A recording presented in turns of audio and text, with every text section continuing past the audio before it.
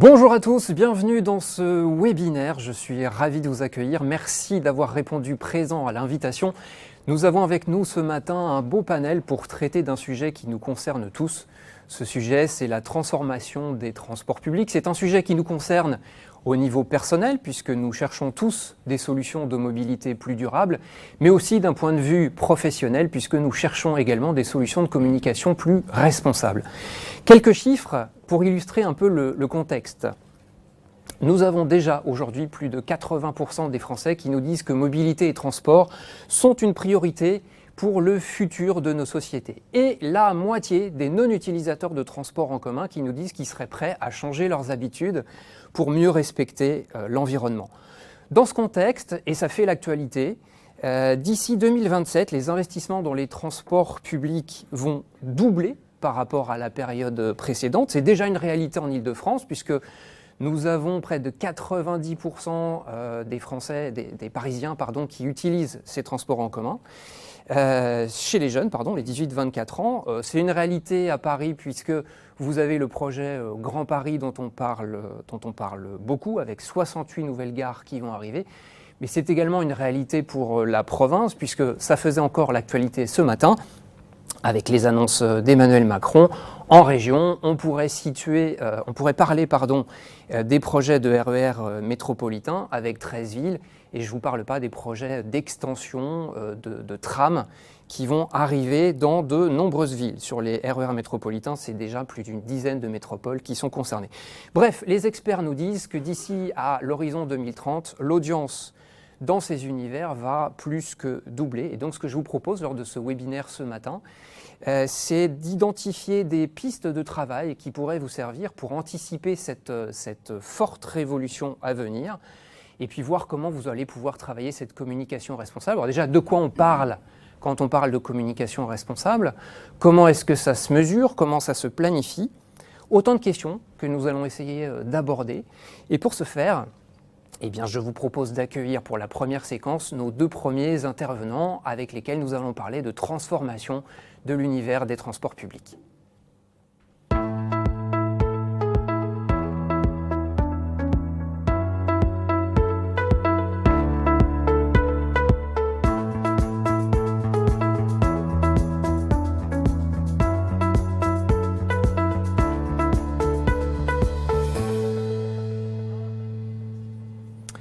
Bonjour messieurs, merci d'avoir rejoint ce plateau. Je passe aux présentations. Nous avons le plaisir d'accueillir ce matin Adrien Lavessière.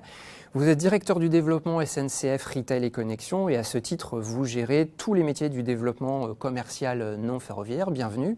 Merci, bonjour. Et nous avons également Grégoire Arenou. Vous êtes responsable du développement et du digital out of home au sein de la direction marketing de la régie Média Transport. Bienvenue.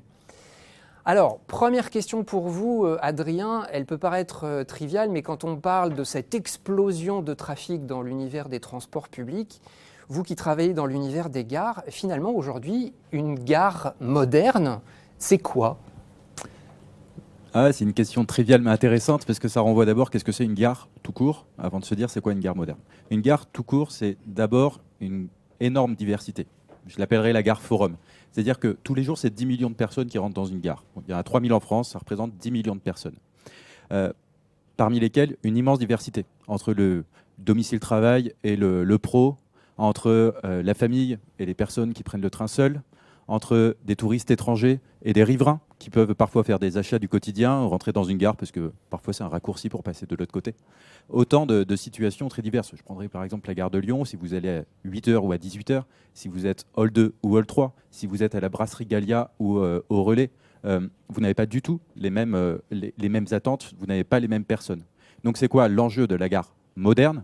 C'est la capacité à s'adapter aux besoins de chacun, quelle que soit l'heure, quelle que soit la catégorie et le besoin de voyage. C'est comment est-ce qu'on offre une réponse à leurs besoins. Ce qui veut dire qu'il faut se projeter. Aujourd'hui, par exemple, on travaille sur la conception de la gare souterraine de Marseille.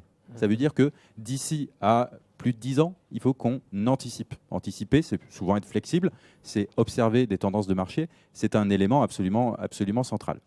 Alors justement, vous nous parlez d'anticiper, de transformation. On a vu cette explosion de trafic prévue. Comment on fait? Avec qui on travaille pour identifier ces tendances? Comment on détermine un calendrier de priorité? Alors, on travaille avec plusieurs parties prenantes, à commencer par les territoires, hein. Une gare, on pense ferroviaire, mais une gare, c'est avant tout l'entrée dans une ville, l'entrée dans un territoire. Donc là, la vision moderne, c'est la gare vitrine. Donc travailler avec les territoires, ça veut dire travailler avec des collectivités, travailler aussi avec les acteurs du développement économique local, à commencer par les enseignes, les artisans locaux. C'est un élément essentiel parce que c'est eux qui connaissent leurs riverains, qui connaissent leur territoire, qui connaissent leurs acteurs. Et donc, quand on va mettre voisin le chocolatier en gare de Lapardieu à Lyon, quand on va mettre la savonnerie marseillaise en gare de Marseille-Saint-Charles, ou quand on va mettre Bayard-Rohan à Bordeaux, ce sont des éléments forts parce qu'on vient valoriser le territoire à l'intérieur même de la gare. On fait ce lien entre le recto ferroviaire de la gare et le verso urbain de la même gare. Donc ça, c'est essentiel. Les clients, j'en parlais, vous savez peut-être que dans la satisfaction de l'expérience du train, 20% repose sur l'expérience en gare. On n'a pas le droit de se planter quand on pense la programmation commerciale. Donc on a des équipes qui travaillent énormément l'anticipation, la prospection et le merchandising pour réussir, je le disais, à avoir cette gare adaptée aux besoins de chacune et de chacun. Donc les territoires, les acteurs locaux, les clients, et bien sûr aussi un élément qui est central, c'est la maîtrise d'ouvrage. Parce qu'en fait, notre métier aussi, c'est de construire des gares, c'est de les renouveler, c'est de les moderniser avec deux éléments majeurs. La lumière, parce que parfois on est habitué à une image un petit peu obsolète de la gare. Aujourd'hui, on ouvre la lumière. La lumière naturelle, on essaye de la faire rentrer dans les cheminements pour la sérénité, pour le sentiment de sécurité, pour finalement un certain attachement à l'objet gare et à l'expérience qu'on y vit. On le prend par exemple la Galerie des Fresques à Paris-Gare de Lyon. On le voit par exemple sur la gare Avignon TGV ou la gare de Nantes. Ce sont des espaces dans lesquels on est bien parce qu'il y a de la lumière. Deuxième élément, le patrimoine. On a une chance inouïe, c'est qu'en fait, la majorité des gares datent du 19e. Et alors, on a fait des objets magnifiques. Quand on pense aux gares cathédrales du Nord, quand on pense, alors elle se tire tout le temps un petit peu la compétition entre elles, la gare de Limoges, de Saint-Brieuc, de Colmar, quand on pense aux vues qu'on a depuis toutes les charmantes gares de la Côte d'Azur, par exemple, on a la chance d'avoir un patrimoine incroyable, qui est souvent fermé aux yeux du voyageur, parce que, par exemple, les salons de l'empereur de Metz, il faut les préserver, on a plus de mal à les exploiter. Aujourd'hui, on veut les réouvrir. Et les rouvrir, ça veut dire travailler avec des exploitants pour respecter et mettre en valeur le patrimoine. Ça veut dire renouveler aussi cette expérience pour redonner accès à ce patrimoine assez magique de ces gares remarquables. Alors vous nous parliez d'expérience commerciale, de rendre agréables ces lieux. Vous qui travaillez sur les études, on vient de voir avec différents acteurs, est-ce que vous pourriez partager quelques scoops avec nous sur ce qui va se passer dans les gares demain? Alors demain, aujourd'hui aussi. Parce que dans les scoops, on voit des tendances qui sont assez fortes. Alors, on les voit en gare, on les voit ailleurs aussi. Par exemple, la seconde main. La seconde main, enfin, on l'a bien vu avec l'explosion de la seconde main, je pense à certaines applis bien connues, etc. Mais c'est aussi le cas en physique, c'est-à-dire que le marché de la seconde main explose. Donc, on a rentré en pop-up store quelques temps en Guérissol, par exemple, à Paris-Gare de Lyon, pour voir justement est-ce que ça fonctionne, comment c'est réplicable, et avec effectivement une certaine attente des clients, une certaine réussite. Deuxième élément, je vais appeler ça les achats fun. Les achats, l'équipement de la maison, on le voit avec les Miniso, les Emma, qui fonctionnent extrêmement bien dans les gares, parce que ce sont des achats ludiques, c'est sympa, c'est joli et c'est rapide à acheter. Et on le voit aussi depuis quelques temps, Paris-Gare de Lyon aussi, avec Jimmy Lion, c'est des chaussettes. Eh bien, c'est la bonne période en plus, eh bien, ça fonctionne très bien. Là aussi en pop-up store, parce que nous adapter, c'est tester. Et le pop-up store, c'est génial parce que ça nous permet de tester des nouvelles enseignes en gare, ça nous permet de sourcer et de voir un peu l'appétence des voyageurs. Et le dernier, la food, qui reste quelque chose qui est essentiel en gare. Et alors, il y a quelques temps, on avait lancé les cadeaux alimentaires, par exemple. La pause gourmande, c'est des choses qu'on continue. Les bubble tea, le chocolat. Là, en ce moment, on va préparer quelques petites surprises sur les donuts et les cookies. Ce sont des secteurs qui, en gare, explosent. Bon, mais je vous arrête, Adrien, parce que vous nous parlez de tendance. Quand je vous écoute, j'ai l'impression que c'est finalement très, très urbain, tout ça. Je vous parlais d'actualité de 20 heures tout à l'heure. Ce qu'on voit quand même aujourd'hui, c'est que la SNCF est en train de fermer plein de petites gares en région. L'accès au transport public, ce n'est pas une réalité pour l'ensemble des Français. Alors, je vais vous parler d'un truc qu'on voit peut-être moins aux 20 heures. Ouais. Aumont-Aubrac, 2800 habitants. Ouais. dans la Lozère. Mhm. Eh bien, on vient d'y ouvrir un commerce multiservice. C'est-à-dire que cette gare, il ne se passait pas grand-chose, parce qu'effectivement, moins de voyageurs, parce qu'effectivement, une commercialité qui n'est pas naturelle. Eh bien, avec les équipes, en région, basées sur le terrain, on a réussi à mettre ce projet de commerce multiservice. Mais je pourrais parler des guinguettes qu'on a à Plouarnel et à Quiberon dans le Morbihan. Je pourrais parler de Valérie en Haute-Savoie avec un atelier de couture. Et comme ça, j'ai à peu près un peu plus de 230 exemples depuis 2019. On a un programme qui s'appelle Place de la Gare, où l'objet c'est on réinvestit la gare, on fait des travaux pour la remettre au niveau, et on accompagne un porteur de projet local pour y déployer son commerce, son service, le service public, les maisons de santé, des choses comme ça, dans ces gares. Donc non, je comprends la question, c'est les gares, on pense aux grandes gares, on pense à l'urbain. En réalité, non, ce que l'on voit peut-être moins, parce que c'est des projets qui sont moins visibles, c'est plus de 230 gares dans lesquelles on redonne vie, et plus de 230 communes dans lesquelles on participe à la revitalisation commerciale. Alors Grégoire Arenou, vous qui travaillez finalement avec ces univers, on a vu qu'il y avait une audience forte en attente, une transformation de l'univers lui-même. Comment on fait pour intégrer la communication finalement dans ces univers qui sont en transformation? C'est quoi une communication moderne dans une gare? Alors, on souhaite chez Mediatransport participer et devenir acteur de cette transformation des gares dont Adrien vous a parlé. Et comment on fait? Parce que c'est la question. Eh bien, tout simplement, on commence par supprimer tous les anciens mobiliers qui pouvaient exister dans les gares et qui étaient présents depuis, pour certains, des dizaines et des dizaines d'années. Et on va les remplacer finalement par des nouveaux mobiliers beaucoup plus modernes qui sont des mobiliers numériques. Donc on va se retrouver demain avec des gares dans lesquelles on aura uniquement des mobiliers numériques.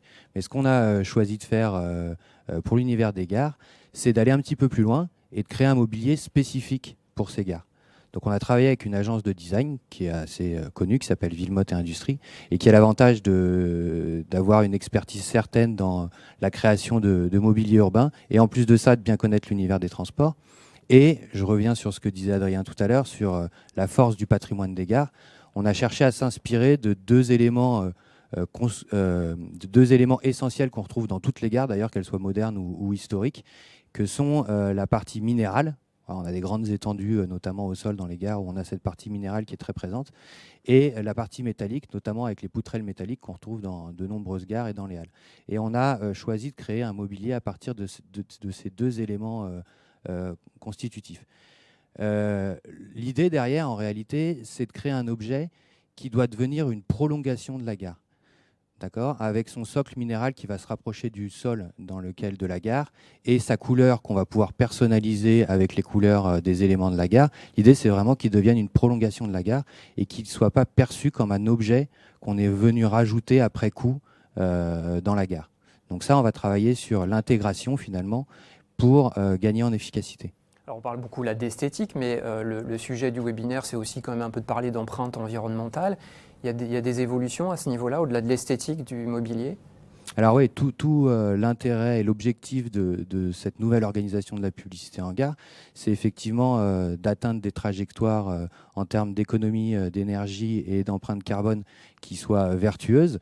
Alors comment on fait pour y arriver? Tout simplement par la dédensification.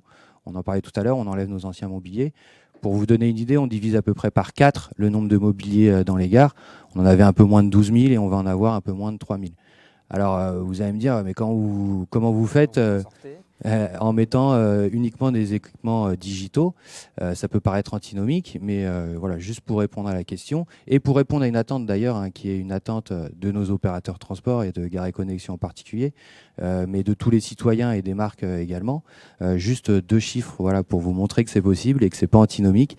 Entre la publicité avant ce réaménagement et après, on va diminuer la consommation électrique de la publicité en gare de 71% et l'empreinte carbone de 45%. Et voilà, et cette transformation, c'est sur un plan de transformation qu'on mène depuis 2 ans et qui va durer 3 ans en tout. Alors si on diminue finalement le nombre de mobiliers dans les gares, si on parle maintenant d'efficacité publicitaire, parce que c'est ce qui va aussi intéresser toutes les marques et les annonceurs qui nous regardent aujourd'hui, qu'est-ce qui change en termes de transformation? Au-delà de l'esthétique et de l'empreinte carbone, qu'est-ce qui change en termes d'efficacité publicitaire? Alors, toutes les actions qu'on mène, dont je viens de vous parler, elles visent à améliorer l'efficacité publicitaire. Le fait de réaménager les espaces, c'est pour laisser seulement les espaces qui sont qualitatifs et qui permettent la meilleure visibilité de la publicité.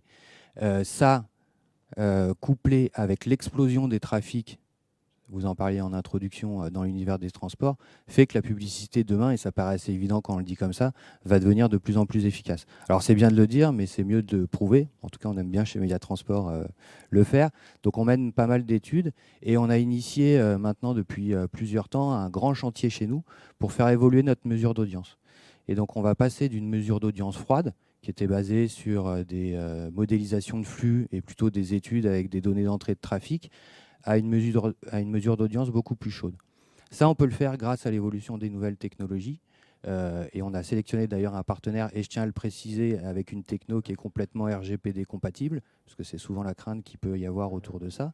Et cette nouvelle technologie va nous permettre maintenant de mesurer réellement le nombre de voyageurs qui vont être exposés à un panneau. Et on va enrichir notre modèle en intégrant de la data sociodémographique ou comportementale pour qualifier également cette audience. Donc finalement, on va se retrouver avec une mesure d'audience qui va être beaucoup plus enrichie et beaucoup plus fine. Et en plus de ça, ça va nous permettre de retracer le parcours du voyageur au sein de l'univers. Alors on parle beaucoup de gares depuis tout à l'heure, notamment avec Adrien, avec vous, mais chez Média Transport, vous êtes un acteur des transports publics d'une manière générale. Est-ce que ce que vous faites dans les gares va s'illustrer de la même manière dans d'autres univers, comme le métro parisien notamment ? Alors oui, tout à fait, on travaille sur tous les transports publics et en particulier dans le métro. Et dans le métro, on a le même type d'action. Finalement, on fait exactement la même chose. La seule différence, c'est qu'on va l'adapter à l'univers du métro qui est différent de celui des gares. Donc comment ça va se traduire ? Déjà, on va faire en sorte d'atteindre les mêmes objectifs en termes de diminution de l'empreinte carbone et de consommation énergétique. Et comment on va faire ? Finalement, on va procéder également à un réaménagement de la publicité dans le métro. Alors, en jouant sur le levier également de la dédensification. On va supprimer les panneaux qui sont les plus forts consommateurs en termes d'énergie. Et on va également réorganiser la publicité en se recentrant sur nos formats stars, j'ai envie de dire, dans le métro, ou nos formats historiques que tout le monde connaît bien, qui sont le 12 mètres carrés, le 6 mètres carrés et le 3 mètres carrés, le fameux 4x3 dans le métro, entouré de sa simèse si particulière, qui fait complètement partie de l'ADN du métro et qui permet de mettre en valeur pleinement l'affiche qu'il contient. Donc ce recentrage sur ces formats-là, et en plus de ça, on va réorganiser nos mobiliers pour essayer de créer une forme de scénarisation de la publicité dans le métro. Alors, je vous prends un exemple. Quand vous vous baladiez avant dans le métro, vous traversiez un couloir, vous étiez exposé à une sorte de longue série de publicités continues, assez diverses, avec des formats différents, des campagnes différentes, etc. En repositionnant les panneaux, demain, ce qu'on va proposer, c'est des séquences publicitaires. Donc à un annonceur, une même campagne va pouvoir avoir un espace de visibilité de 3 ou 5 panneaux, suivi d'un espace de respiration, puis une autre prise de parole pour une autre prise de campagne. L'objectif, c'est vraiment d'améliorer la lisibilité de la publicité sur le parcours du voyageur dans le métro pour que les campagnes gagnent en efficacité. Ok, merci beaucoup à tous les deux. On a beaucoup parlé donc de réduire l'empreinte CO2, la consommation électrique. Mais si on parle de communication responsable au niveau global, c'est finalement tous les acteurs de la chaîne qui sont concernés. Et il faut travailler avec des agences conseils, avec d'autres sociétés au niveau des études. Et puis on est chez Dentsu aujourd'hui, donc on a parlé un petit peu d'efficacité, mais il faut comprendre si oui ou non la communication responsable est véritablement efficace. Et c'est pour ça que je vous propose d'accueillir les deux nouveaux intervenants pour la deuxième partie de notre webinaire. Merci beaucoup à tous les deux. Merci beaucoup.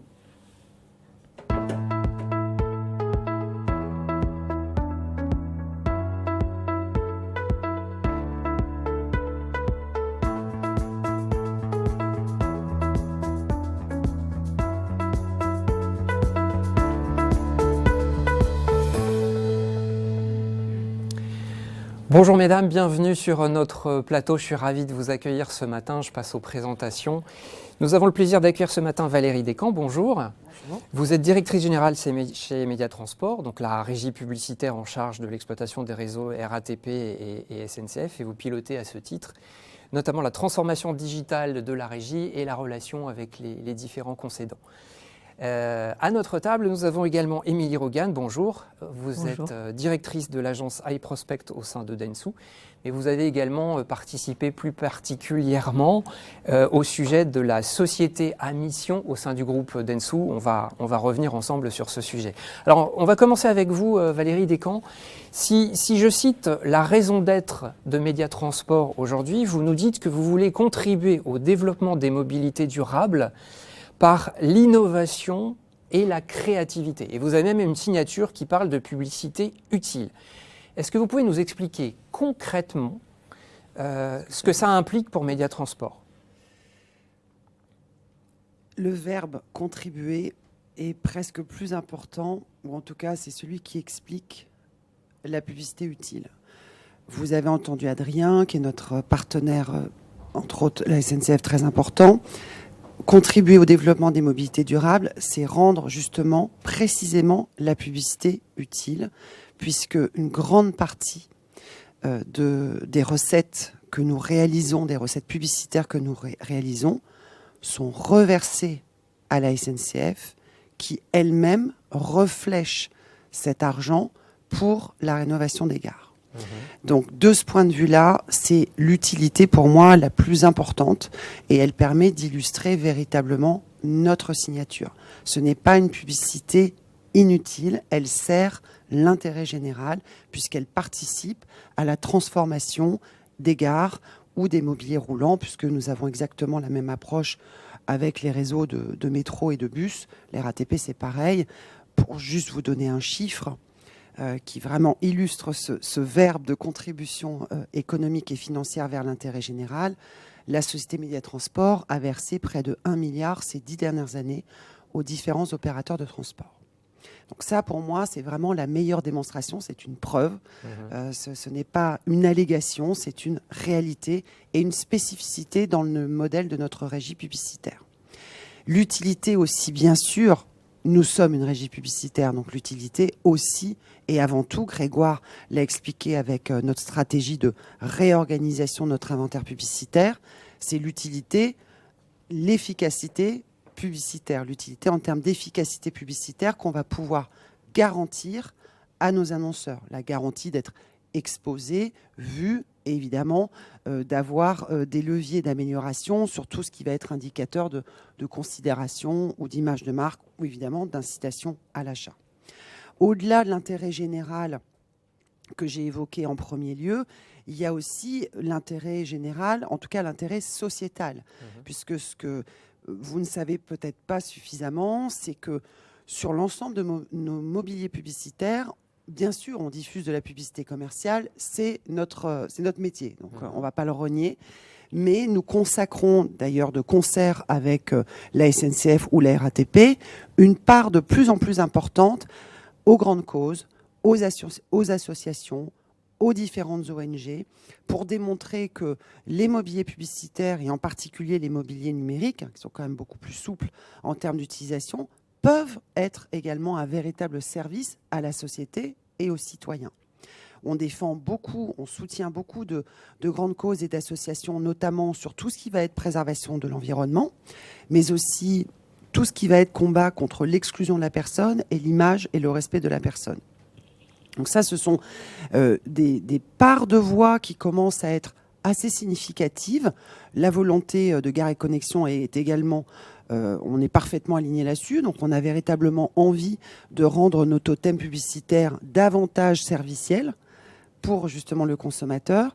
Et ça illustre, il me semble, de façon concrète et réelle, ce mot utilité. Si je voulais être un peu piquant, Valérie, les arguments que vous présentez, d'autres acteurs de la communication extérieure pourraient raconter exactement la même histoire. Des Clear Channel, des JC Decaux vont vous dire qu'ils sont aussi au service du public. Mais c'est vrai, c'est vrai que ce média, la publicité extérieure, est le média le plus contributif à l'intérêt général, à la société. On a différents schémas économiques. Ce qui est particulier chez Médiatransport, c'est que nous avons choisi et nous assumons complètement cette stratégie de pure player. On adore les transports publics. On a été sollicité pas mal de fois par des foncières, encore récemment. On n'y va pas. Parce que on considère que les transports publics, et effectivement toutes les déclarations de Macron ou même d'Elisabeth Borne en février, je rappelle qu'elle a débloqué un plan de 100 milliards pour toute la rénovation des infrastructures, nous donne raison, puisque l'augmentation du trafic et donc de l'audience va se passer dans ces environnements-là. D'une part. D'autre part, si on se remet à l'époque de la Convention citoyenne pour le climat, souvenez-vous, ce qui avait été beaucoup plébiscité par les citoyens, c'était le développement des transports publics. Donc, c'est au moment où nous sommes dans une période de transition écologique absolument nécessaire et impérieuse, on le sait, tout cela va nécessiter beaucoup, beaucoup d'argent. Nous sommes, de ce point de vue-là, assez singuliers, puisque nous sommes 60% des transports publics sont couverts par notre régie publicitaire. On contribue véritablement à cette transformation des transports. Je crois savoir aussi, pour ne pas dire que j'en suis à peu près certaine, que c'est notre régie publicitaire qui contribue le plus. C'est-à-dire que la part du chiffre d'affaires que nous reversons aux opérateurs de transport est très, très significative. Alors, tous les enjeux dont vous parlez, finalement, c'est des enjeux mondiaux. Aujourd'hui, la préservation de la planète, la communication responsable. Rapidement, comment vous situeriez les actions de Médiatransport d'un point de vue international? Est-ce que vous voyez des choses à l'étranger qui vous rendent un peu envieuse? Envieuse, non, mais en tout cas interpellée, oui. En Asie particulièrement, mais même aux États-Unis, où vous avez notamment ces grands écrans absolument spectaculaires avec de la 3D ou pas d'ailleurs, mais qui proposent des mises en scène graphiques qui sont absolument dingues. Donc ça, c'est vrai qu'on aimerait bien le faire, non pas qu'on ne sache pas le faire, c'est que malheureusement, en France, on ne peut pas, puisque la réglementation, vous le savez, dans ce pays, est quand même assez particulière. Donc voilà, ce genre de dispositif, on ne peut pas le faire. Donc c'est pas être envieux, c'est juste se dire, bon voilà, c'est pas que la techno, c'est aussi la possibilité de pouvoir le faire tout en respectant la réglementation, et en l'occurrence, c'est pas le cas. Si on va dans l'indoor, puisque l'indoor est moins soumis au code de l'environnement, n'est pas soumis d'ailleurs au code de l'environnement, comment on se situe par rapport aux autres? On a une particularité, c'est que Londres, le métro londonien et Paris sont les deux plus anciens métros au monde. Donc, ils ont eux-mêmes, et Grégoire peut vous en parler pendant des heures, une organisation spatiale qui est quand même d'un autre temps. Donc, quand on compare le métro parisien à celui de Dubaï, par exemple, qui est tout frais, tout neuf, qui ressemble plus à un aéroport d'ailleurs qu'à une station de métro, on est sur forcément des approches comparables. Mais donc, il y a des choses, par exemple, tout ce qui va être écran sous le tunnel, dans le noir, pour avoir cet effet, comme quand on était petit, thromboscopique. Eh bien, dans le métro parisien, en tout cas dans les anciennes lignes de métro, qui sont quand même aujourd'hui 90% de l'offre, c'est pas possible parce que les couloirs sont arrondis. Voilà le genre de limite. Si je reviens strictement à notre métier de publicitaire, et donc en termes de performance de chiffre d'affaires, côté métro parisien, c'est un des métros qui est le plus rentable en termes de monétisation, de transformation publicitaire, il faut le savoir. On a un nombre de faces, Grégoire en a parlé, une densité qui fait qu'on a un chiffre d'affaires qui est quand même relativement conséquent. Sur les gares, non pas qu'on soit en retard, au contraire, on suit la stratégie qu'a expliqué Adrien de transformation. Moi, je suis absolument certaine qu'ils vont réussir leur objectif de doubler en 10 ans le nombre de voyageurs, peut-être même qu'ils vont le faire avant. Donc, dans les gares, c'est absolument génial parce qu'on est dans un moment où tout se transforme et tout progresse significativement. Donc non, on n'est pas frustré, on est confiant. Alors je compléterai même votre approche, Valérie, par une étude de Dentsu qui démontre que plus de 70% des Français ne sont pas conscients de la contribution financière que peuvent apporter ces publicités dans les univers de transport. Puisqu'on se ressente sur la publicité, Émilie Rogan, on l'a vu, et c'est d'ailleurs inscrit derrière nous, que Dentsu s'était inscrit dans un projet de société à mission. C'était quoi votre ambition chez Dentsu derrière ce projet ? Alors, je vais peut-être commencer par la genèse. C'est vrai que Dentsu a toujours été une entreprise assez engagée sur des problématiques individuelles, sociales et environnementales. On avait beaucoup d'initiatives éparses en fait au sein de l'entreprise. Et l'ambition en fait de s'inscrire, elle est d'abord collective, et je tiens à le souligner parce que quand on arrive finalement à atteindre cet objectif de devenir société à mission, c'est d'abord et avant tout le collectif qui a œuvré. Donc c'est énormément d'ateliers, c'est énormément de collaborateurs qui ont contribué, c'est énormément d'actions concrètes en fait qui ont été proposées par les collaborateurs. Et en fait, l'ambition pour nous, c'était vraiment de faire converger ces actions, de converger ces idées pour porter en fait des valeurs au sein du groupe Dentsu. Et on y est arrivé. On n'a pas mis si longtemps que ça. Je suis assez fière parce qu'on a mis 9 mois et demi pour le faire, sachant que c'est quand même très engageant pour l'entreprise et très structurant, puisque comme vous le savez, quand devenir société à mission, c'est changer les statuts de l'entreprise, ou en tout cas les faire évoluer. Donc ça veut dire quoi ? Ça veut dire déjà avoir une raison d'être. Cette raison d'être, il faut qu'elle nous corresponde collectivement, et c'est comme une mission d'entreprise en fait que tout le monde doit s'approprier. Donc notre raison d'être, c'est choisir de concevoir la communication comme vecteur d'harmonie sociale et environnementale. Et vous voyez, il y a un verbe d'action en fait dans cette raison d'être, parce qu'on est là pour agir en fait. On n'est pas juste là pour on va dire promulguer des beaux discours de qu'est-ce que la communication responsable. Donc c'est extrêmement important pour nous. Et l'autre engagement et ce qui est très structurant chez nous, c'est qu'on a 3 objectifs statutaires en fait derrière cette mission. Le premier objectif, ça va être de contribuer à rendre la communication plus responsable. Donc on en parlait juste à l'instant, mais nous en tant que communicants, publicitaires, intermédiaires, on a besoin en fait de faire comprendre à nos annonceurs que c'est dès le brief, c'est dès l'amont qu'il faut commencer à penser la communication plus responsable. Donc évidemment, ça passera par des briefs créatifs responsables, ça passera par des actions en fait qu'on va pouvoir proposer à nos clients dès le brief. Donc ça, c'est un premier objectif statutaire. Le deuxième, c'est œuvrer à la promotion de l'inclusivité et de la diversité au sein de nos secteurs, mais bien sûr a fortiori dans l'entreprise. Donc nous, on a vraiment envie d'être un modèle d'inclusivité chez Dentsu, et on a fait énormément de choses sur la qualité de vie au travail pour les collaborateurs. Il y a des règles internes qui sont aujourd'hui finalement courantes de tri des déchets, voilà, sur lequel vraiment on a mis l'accent. Donc ça, c'est important, et vous verrez, je reviendrai sur des exemples concrets. Il y a beaucoup de choses qui sont faites en fait en interne et qui mobilisent vraiment tous les collaborateurs dans quelques BU que ce soit ou dans quelques pôles que ce soit. Et le troisième objectif, c'était aussi de donner les moyens à chaque collaborateur dans l'entreprise d'être finalement un moteur du changement à son échelle. Alors ça paraît hyper ambitieux, mais l'idée c'est que nous, en tant qu'entreprise, on doit donner des clés à tous les collaborateurs pour qu'ils puissent s'investir à leur échelle. Donc là, en ce moment, on y reviendra aussi, on est en train de lancer un challenge avec Ma Petite Planète où on a des défis par équipe, et donc ça mobilise en fait l'intégralité des collaborateurs, donc c'est hyper chouette, et je pense que les collaborateurs sont hyper intéressés par cette proposition qu'on leur fait. Alors vous nous parliez d'illustrations concrètes de ce que ça change au quotidien quand on est société à mission et qu'on a ces 3 objectifs. Vous pourriez illustrer un petit peu davantage ce que ça veut dire ?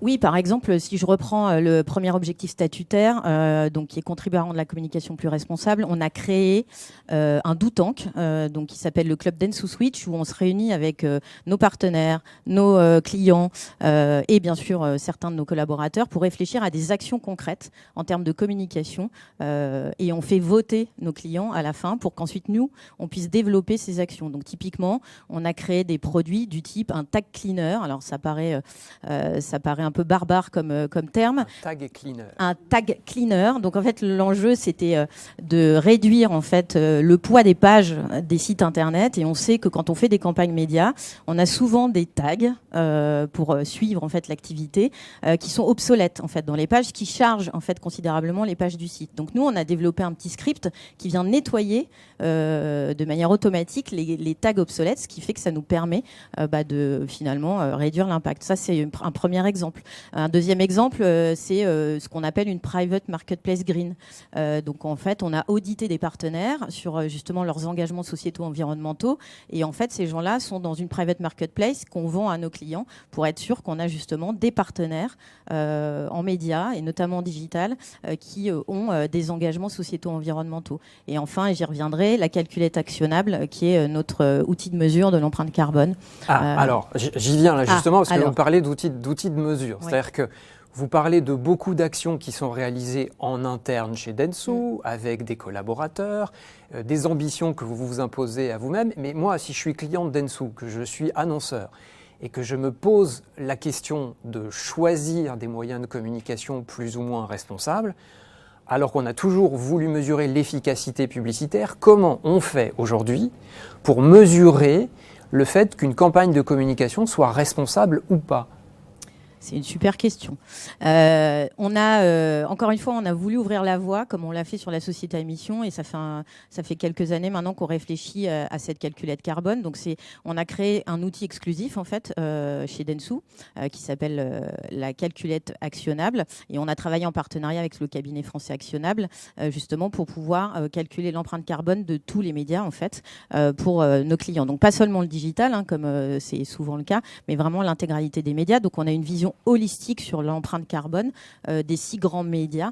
Et en ça, en fait, on accompagne nos clients justement d'une part à comprendre comment se construit finalement l'empreinte carbone d'une campagne, parce qu'il faut aussi comprendre voilà, quels sont finalement les leviers qui impactent l'empreinte carbone d'une campagne, et d'autre part d'avoir finalement une propre courbe d'expérience sur l'empreinte carbone de ces campagnes, et ensuite les analyser pour pouvoir finalement mettre en place des actions, parce que la réalité c'est que si on veut faire baisser l'empreinte carbone de ces campagnes, il faut qu'il y ait des actions très concrètes et c'est cette courbe d'expérience qui va nous emmener justement vers des actions très concrètes.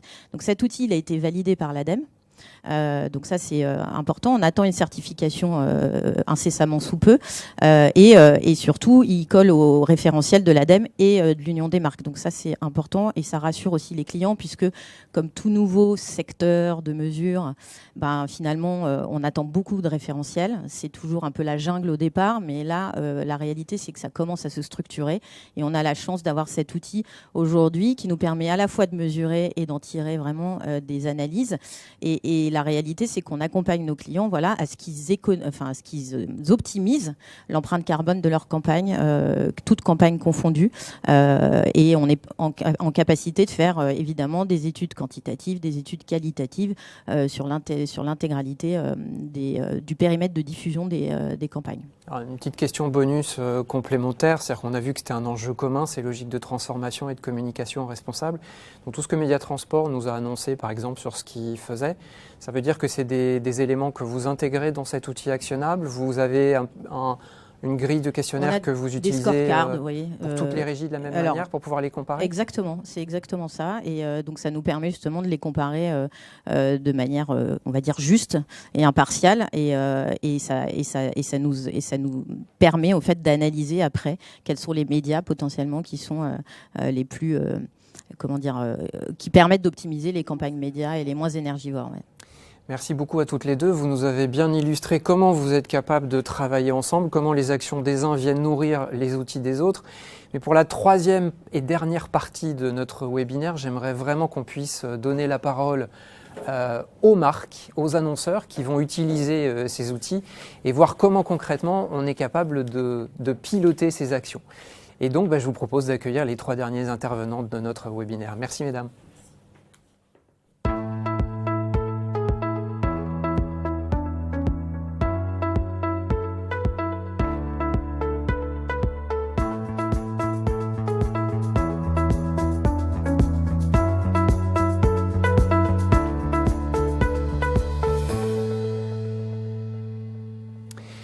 Bonjour à tous les 3, merci de nous avoir rejoints sur le plateau de ce webinaire. Alors je passe aux présentations.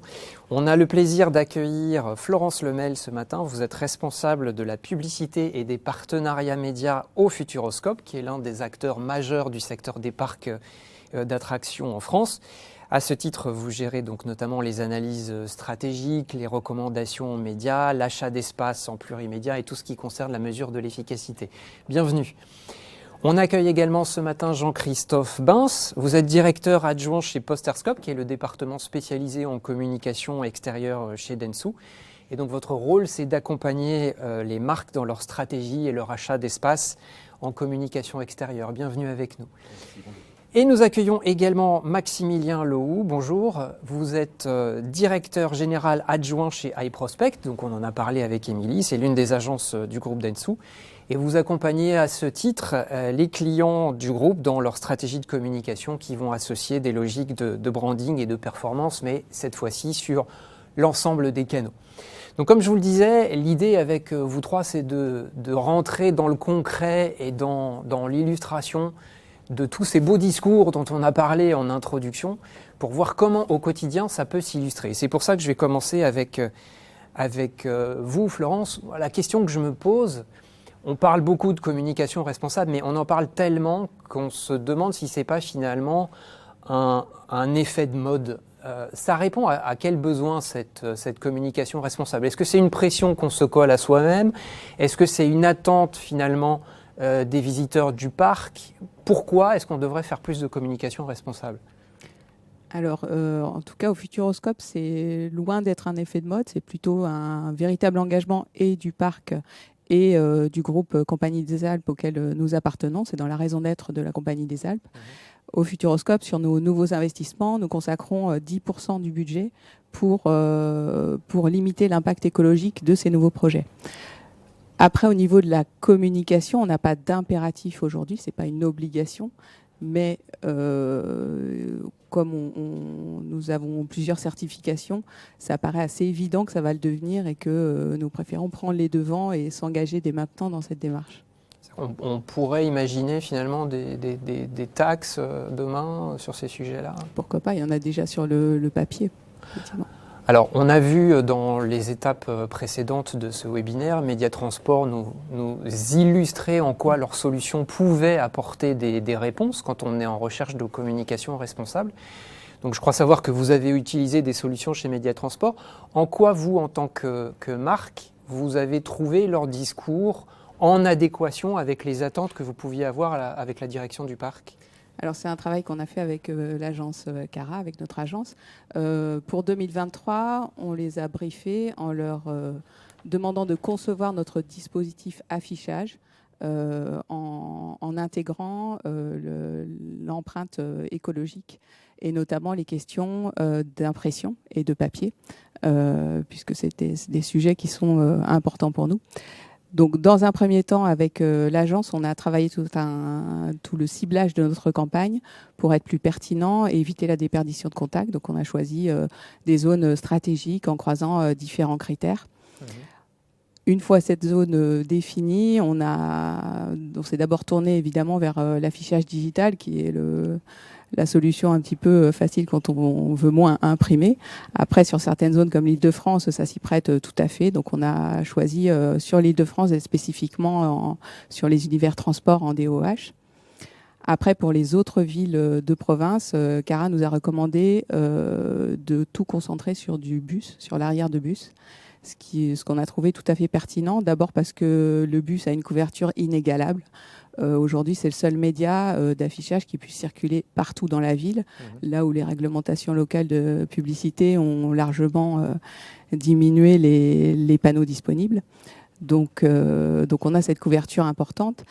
Après, l'affichage bus, c'est pas un objet publicitaire en soi, c'est avant tout un service public. Et c'est également des services publics qui aujourd'hui tournent de plus en plus au bioéthanol ou en tout cas à l'énergie verte, ce qui en termes de transfert de valeur, quand on parle de communication responsable, n'est pas inintéressant. Donc c'est dès le brief au départ, quand fait. vous avez travaillé avec l'agence, vous aviez intégré ces critères-là. Et sur la problématique du papier, justement, l'impression bus nous a fait économiser du papier, parce que forcément, on imprime des affiches plus petites et on en imprime moins. Alors, ça, c'est intéressant parce que ça fait plusieurs années finalement qu'on entend les acteurs de communication extérieure sur ces sujets de papier qui essayent de s'engager sur une réduction, des encres vertes, une communication plus responsable. Mais du coup, moi j'ai entendu beaucoup d'annonceurs nous dire qu'ils n'allaient pas forcément vers ces solutions parce que la communication responsable, finalement, ça coûterait plus cher qu'une campagne de communication classique. Vous répondez quoi à ça par rapport à ces sujets de coût? Alors pour notre cas, pour cette année en tout cas, la rationalisation de nos formats nous a permis de diviser nos frais d'impression par 3 sur cette année. Donc en fait, vous avez réussi à conjuguer l'économie complètement et la communication responsable. Alors, on est quand même chez Dentsu, on a tous des objectifs à atteindre en tant que marque. On a vu dans vos fonctions que vous mesurez également l'efficacité publicitaire. Alors, c'est bien, la régie nous dit tout à l'heure, on a entendu avec Valérie Descamps que tout ça était très efficace. Est-ce que vous avez des éléments de preuve, au-delà du discours de la régie, sur le fait que finalement, ça marche, ça fonctionne? Oui, bien sûr. Alors, on mesure, nous, sur l'efficacité pure du média, on mesure le souvenir publicitaire par média auprès de nos visiteurs et on a vu un impact de ce nouveau dispositif avec une hausse du souvenir affichage sur les zones concernées. Et également, nous venons de souscrire à l'outil actionnable pour cette année pour mesurer l'empreinte carbone de l'ensemble de nos campagnes, donc affichage mais pas que, donc tout ce qui est télé, digital, etc., radio. Et donc ça va nous constituer le point zéro pour essayer d'optimiser ce score pour l'année suivante.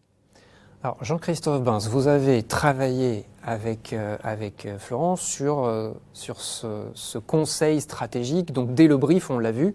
Quand on reçoit un brief comme ça, qui intègre ces logiques-là, comment on travaille en communication outdoor, à partir de quels outils on va travailler pour pouvoir avoir la meilleure recommandation stratégique en termes de communication responsable? Alors je vais répondre de façon quasi spontanée. C'est OCS chez nous, pour Outdoor Consumer Survey. C'est un outil. Consumer Survey. Oui. On va analyser l'ensemble des mobilités, des cibles que l'on a identifiées ou que l'on va créer dans cet outil, et qui va nous donner l'ensemble des touchpoints pour les cibles que l'on a définies. C'est intéressant parce que au-delà de la partie socio-démo qu'on connaît sur les cibles, on peut intégrer du comportemental. Et ça, c'est aussi intéressant dans la granularité des éléments existants dans l'outil. Et puis, ça nous permet de répondre également sur les objectifs assignés par le client. C'est-à-dire que on va aller à travers cet outil définir quels sont les territoires que l'on doit couvrir, parce qu'on intègre de la géographie, quels sont les univers qui vont être en affinité avec la cible que l'on a identifiée et partagée. Ça, c'est intéressant. Et puis, ça va nous donner également des informations sur les indices de notre cible en termes de fréquentation des univers. Le transport, on en a parlé, et bien évidemment, lorsqu'on a eu un objectif qui était assigné de maintenir les audiences de ce que l'on faisait précédemment pour le Futuroscope, c'était de dire, tout en réalisant des économies à la fois financières, le papier est une solution intégrée dans la notion d'économie, comment on arrive également à maintenir donc cette audience à travers des univers où ma cible est fréquente plus souvent. C'est comme ça que l'univers des transports a été choisi. Et je dirais qu'aujourd'hui, OCS nous permet de répondre sur une palette très large, sur l'ensemble des individus lorsqu'ils sont hors domicile. À ce titre-là, c'est quand même un outil, je dirais, qui est probablement le plus complet du marché sur cette analyse-là. Oui, mais alors quand je vous écoute, en fait, vous me parlez, si je résume, de puissance, d'affinité, de coût. C'est un peu les bases du média planning depuis des dizaines et des dizaines d'années. On parle d'évolution et de transformation. En quoi cet outil, vraiment par rapport à des logiques de communication responsable, apporte une approche nouvelle ? Alors, je vois bien le côté piquant de la question, mais puissance, ça tombe bien parce qu'en fait, dans la question, il y a déjà des réponses. Moi, puissance, oui, le média est puissant. Affinité, alors je ne suis pas rentré de façon très détaillée dans ce que permet de faire OCS, mais il va relativement loin aussi sur la notion de comportement, d'appréciation de certains supports, des modes de pensée aussi des individus sur lesquels on souhaite faire une analyse. Donc en termes d'affinité, on peut aller relativement loin également avec cet outil. Et puis, la notion de coût est évoquée également. Et si on devait parler au coût contact du média, je pense qu'il a aussi cette faculté d'être économique. Voilà, en tout cas. Donc, mais la puissance, tous les médias, effectivement, peut-être peuvent mettre en avant ça. Mais quel est le média aujourd'hui qui peut prétendre qu'au 3e jour, on a atteint 80% du potentiel de couverture des zones que l'on souhaite afficher? Je pense que ça, c'est un élément essentiel de la force et de la puissance réelle du média. Excusez-moi d'insister, mais je reviens sur cette logique de communication responsable. Émilie nous parlait tout à l'heure de cet outil actionnable. Actionnable, ça travaille avec votre outil OCS? Oui, alors, en effet, c'est la partie quali que je n'ai pas évoquée. Bien sûr, on a toute la partie d'analyse des audiences que l'on prend en compte pour déployer une stratégie, un plan média en adéquation avec les objectifs assignés. Ça, c'est un premier élément. Mais bien évidemment, on intègre aussi, et c'est pour ça qu'on a fait des propositions à nos clients, mais en l'occurrence ici au Futuroscope, des propositions qui intègrent cette notion de publicité responsable. On a travaillé donc avec l'outil actionnable. J'ai eu la chance dès le départ de participer à la création de la matrice pour l'OH avec actionnable, où on rentre de façon très fine en granularité là-dedans. C'est-à-dire que, je m'explique, certains outils du marché, ils ont toutes les raisons d'exister, moyennisent les choses. Un même format, à la même valeur, quasiment où qu'il soit. Donc nous, on rentre de façon extrêmement fine, c'est-à-dire qu'on va intégrer les données d'impact de la typologie de mobilier et de chacun des formats chez différentes régies. C'est-à-dire que c'est vraiment, dans le calcul, on peut faire des arbitrages et des choix. Donc sur la notion qualitative, et on le sait, le média, c'est la combinaison de différentes choses, de différents univers, voire de différents formats, pour atteindre les objectifs assignés. En l'occurrence, nous sommes capables, avec les équipes, de construire, avec les mêmes objectifs d'audience, 3 plans peut-être différents, 2, 3 ou 4, peu importe ce qu'on dit, et de choisir celui qui a l'impact minimum en termes de trace carbone. Et ça, c'est quand même essentiel. Ce qui fait que, globalement, on a d'abord travaillé sur est-ce que je suis au bon moment, au bon endroit, sur ma bonne cible et que je délivre bien les contacts assignés avec les objectifs que nous donnent les clients. Et puis derrière, comment je fais dans mon orchestration globale pour que le plan que je propose ait l'impact le moins fort en termes de carbone. Alors, Maximilien Lehoux, vous qui travaillez, on va dire, à un niveau global, qui intègre de la communication extérieure, mais pas que, puisque vous travaillez avec tous les leviers de la communication chez iProspect, en quoi finalement la communication extérieure serait aujourd'hui un média qui offre des atouts quand on est en recherche de communication responsable ? Alors, tout d'abord, on est convaincu d'une chose, c'est que pour communiquer de façon plus responsable, on doit communiquer de façon plus efficace et de minimiser au maximum la déperdition. On l'a dit, aujourd'hui, l'affichage, ça va apporter des nouvelles opportunités de ciblage, que ce soit géographique, horaire, météorologique, même sur les comportements d'achat avec la data shopper, ce qui nous permet d'avoir un média qui est à la fois puissant et très précis. Donc, on a cette notion d'efficacité. Néanmoins, on est rarement dans des situations où on a des campagnes uniquement d'affichage. Et donc, nous, notre rôle, ça va être d'identifier les bons points de contact, les bons leviers médias à activer pour avoir un maximum de complémentarité. Et chez Dentsu, on se sert de notre outil propriétaire qui s'appelle CCS, donc qui va nous permettre d'identifier les points de contact les plus efficaces pour une cible et un objectif donné, et surtout d'aller construire des écosystèmes complémentaires avec un maximum de synergie autour d'un KPI commun qui est la couverture attentive. Parce qu'on est convaincu que si nos audiences sont plus attentives aux messages publicitaires, les résultats seront atteints avec moins de contacts publicitaires. Et qui dit moins de contacts publicitaires, dit moins d'impressions et moins d'impact carbone pour nos clients, et même parfois des savings budgétaires comme on a pu le voir. Ce fameux média planning de l'attention dont on nous parle et sur lequel Dentsu est assez avancé. Alors, on a vu l'exemple avec Florence qui nous disait que dès son brief, elle avait intégré des notions de communication responsable.